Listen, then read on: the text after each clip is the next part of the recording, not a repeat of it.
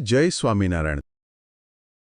આપણે આજે વચનામૃતના ઊંડાણમાં જઈ રહ્યા છીએ. ખાસ કરીને ગઢડા પ્રથમનું 5મું વચનામૃત, જેનું શીર્ષક છે ધ્યાનના આગ્રહનું મહાત્મ્ય. હા, ખૂબ જ મહત્વનો વિષય છે. કલ્પના કરો, સંવત 1876, માગશર સુદ આઠમ. શ્રીજી મહારાજ ગઢડામાં દાદા ખાચરના દરબારમાં બિરાજમાન છે. એકદમ શ્વેત વસ્ત્રો પહેર્યા છે અને આસપાસ પરમહંસો હરિભક્તોની સભા ભરાયેલી છે. એ દિવ્ય વાતાવરણ. અને એ વખતે મહારાજ ધ્યાનના એક અગત્યના પાસા પર પ્રકાશ પાડે છે. તો આમાંથી મુખ્ય વાત શું સમજવી? શ્રીજી મહારાજ શું કહેવા માંગે છે જ્યારે એ ધ્યાનમાં આગ્રહ રાખવાની વાત કરે છે?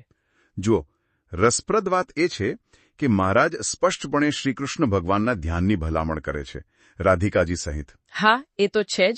પણ પછી પેલી વાત આવે છે ને કે જો ધ્યાન કરતી વખતે મૂર્તિ હૃદયમાં દેખાય જ નહીં તો? આવું તો ઘણાને થતું હશે ને? બિલકુલ, સામાન્ય અનુભવ છે સાધકો માટે. અને અહીં જ શ્રીજી મહારાજનો ઉપદેશ બહુ જ નિર્ણાયક છે. એમણે કહ્યું કે તેમ છતાં ભલે મૂર્તિ ન દેખાય, ધ્યાન કરવાનું ચાલુ રાખવું. એટલે હિંમત નહીં હારવાની. હા, કાયર થઈને પ્રયાસ છોડી દેવો નહીં. આ જે આગ્રહ છે ને, એટલે કે દ્રઢ નિશ્ચય, એના પર જ મુખ્ય ભાર છે. તો એનો મતલબ એ થયો કે પ્રયાસ પોતે જ મહત્વનો છે, ભલે તરત પરિણામ ન દેખાય. ચોક્કસ, કોશિશનું જ મહત્વ છે.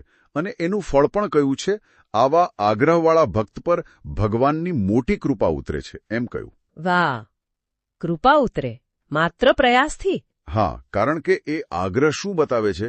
એ ભક્તની નિષ્ઠા બતાવે છે, એની શ્રદ્ધા, એનો પ્રેમ. એવું નથી કે તમે સફળ થાવ તો જ ભગવાન રાજી થાય. તમારી જે નિષ્ઠાપૂર્વકની કોશિશ છે, તમારો જે દ્રઢ સંકલ્પ છે, એ જ ભગવાનને ગમે છે. સાચી વાત. એટલે પ્રયત્ન જ એક પ્રકારની ભક્તિ બની જાય છે. બરાબર. અને એટલું જ નહીં, એમ પણ કહ્યું છે કે આવી ભક્તિથી, આવા આગ્રહથી ભગવાન ભક્તને વશ થઈ જાય છે. હા, આ પણ કહ્યું છે. વશ થઈ જાય. આ તો ખરેખર બહુ મોટો શબ્દ છે. આનો અર્થ શું સમજવો? ભગવાન બંધાઈ જાય એમ? ના, એનો શાબ્દિક અર્થ બંધન નથી. વશ થવું એટલે એ પ્રેમ અને સ્નેહની એક અવસ્થા છે.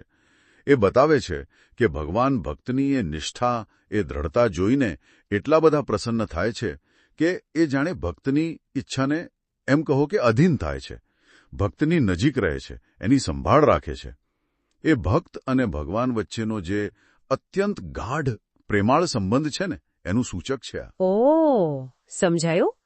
એટલે આપણો જે સતત પ્રયાસ છે, નિષ્ઠાવાન કોશિશ, એ જ ભગવાનને આપણી તરફ ખેંચે છે? બિલકુલ, નિશ્ચંકપણે.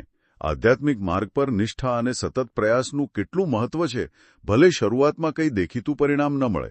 તો આ આપણી ટૂંકી પણ ઘન ચર્ચાનો સાર એ જ થયો કે ધ્યાનમાં, ખાસ કરીને જ્યારે મુશ્કેલી આવે ત્યારે દ્રઢ આગ્રહ રાખવો એ જ મુખ્ય વાત છે. હા. અને આ આગ્રહ જ ભગવાનની કૃપા અને એમની નિકટતા તરફ લઈ જાય છે. ચોક્કસ. પ્રક્રિયા પોતે જ મહત્વની છે, કદાચ પરિણામ જેટલી જ. અને આના પરથી એક બીજો વિચાર આવે છે, જેના પર શ્રોતાઓ મનન કરી શકે. કયો વિચાર?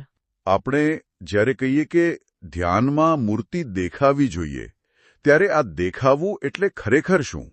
શું એ ફક્ત આંખો બંધ કરીને કોઈ છબી જોવાની વાત છે, કે પછી એ ભગવાનના સ્વરૂપની, એમના ગુણોની, એમના મહિમાની એક સતત અનુભૂતિ છે?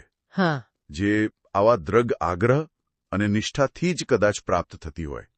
કદાચ દેખાવું એ દ્રષ્ટિ કરતા અનુભૂતિની વાત વધુ છે, ખરું ને? ખરેખર વિચારવા જેવો મુદ્દો છે. હા, આ પ્રશ્ન વધુ ચિંતન માંગી લે એવો છે.